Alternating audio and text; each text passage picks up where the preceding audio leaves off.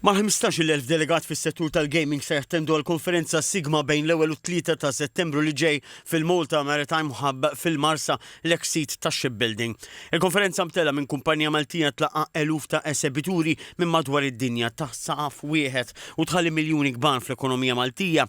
Fl-isfond ta' kritika li saret fl-aħħar snin minħabba traffiku li jinġema fiż-żona, Transport Malta ħabret pjana l-maniġġjar ta' traffiku għal dawn it-tliet ijiem li se jinkludi mal-100 uffiċjal tal-awtorità li se jissorveljaw is-sitwazzjoni b'mod kontinwu. Fil-medda ta' 3 ijiem, fil-medda da' Sigma sakemm tispiċċa jkollna 100 uffiċjal, mqasmin bejtu 35 uffiċjal kuljum bejn muturi, monis ukoll fuq saqajhom apparti vetturi, kif ukoll ovvjament uffiċjali minn naħa tal-Pulizija li jikkollaboraw ħafna magħna f'kull event li jkollna. Huma ħajkunu qegħdin f'diversi żoni biex kemm jista' jkun jassistu kemm il-passiġġiera u x-xufiera bl-aktar mod possibbli u sikur biex jaslu fiż-żona. Waqt konferenza fil-binja ta' Transport Malta, Jean-Claude Attard, deputat kap tal-infurzar ta' Transport Malta, spjega kif dan il-pjan ġew speċifikati rotot u anka postijiet fejn vitturi jistgħu iwaqfu jew jiġbru lin-nies.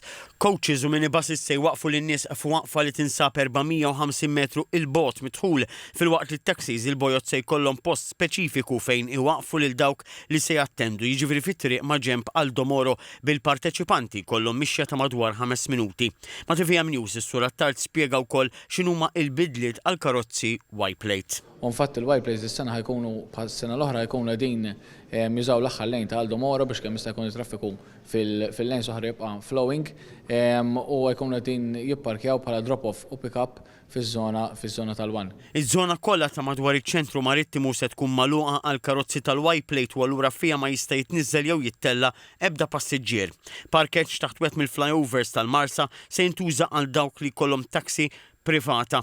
F'dan il-każ dawk li se jattendu jistgħu jagħmlu dan billi jaqsmu l-pont. Se jitwaħħlu wkoll numru ta' sinjali madwar il-post sabiex jgħinu lis-sewwieqa. Il-kap eżekuttiv ta' Transport Malta, Kurt Farrugia, qal li dan il-pjan ta' maniġġjar ta' traffiku qed isir biex kemm jista' jkun it-traffiku li jkun sejjer lejn in-nofsinhar jew lejn iċ-ċentru tal-pajjiż jibqa' għaddej b'mod normali. Il-konferenza tas-Sigma din is-sena ċaqalqet għall-bidu ta' Settembru biex ma taħbadx ma' żmien li matulu jkunu miftuħin l-iskejjel. Il-konferenza tittella diversi drabi matul is-sena madwar id-dinja u din is-sena s-Sigma saret fis-Sri Lanka, il-Brażil u l-Filippini fost oħrajn.